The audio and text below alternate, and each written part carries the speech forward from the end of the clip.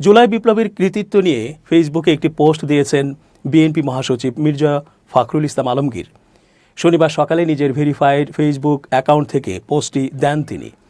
পোস্টে তিনি ৭১-এর স্বাধীনতার মতো জুলাই বিপ্লবও একদিনে আসেনি বলে উল্লেখ করেছেন। পোস্টে মির্জা ফখরুল লেখেন, ১৯৭১ সালে স্বাধীন হওয়া একদিনে ঘটেনি। মিলিয়ন মিলিয়ন মানুষ মারা গিয়েছিল অথবা আহত হয়েছিল এবং অসংখ্য মানুষ আমাদের স্বাধীনতার জন্য লড়াই করেছে। তাই আমরা এটি অর্জন করেছি। কৃতিত্ব সবার। হাসিনার পতন একদিনে ঘটেনি, এর পেছনে অনেক বছরের ত্যাগ ও সংগ্রাম আছে। হাজার হাজার মানুষ মারা গেছেন, আহত হয়েছেন, অপহৃত হয়েছেন মুক্তির জন্য। এর ফলস্বরূপ ২০২৪ সালে ৫ আগস্টে হাসিনা পালিয়ে গিয়েছিলেন। কৃতিত্ব সবার।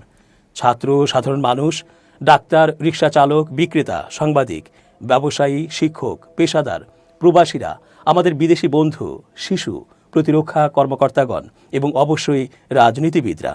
নিজের দলের অবস্থান নিয়ে ফখরুল লেখেন, আমরা বিএনপির নেতাকর্মীরা সবসময় বেগম খালেদা জিয়া ও তারেক রহমানের নেতৃত্বে বাংলাদেশের জনগণের সঙ্গে ছিলাম এবং থাকব।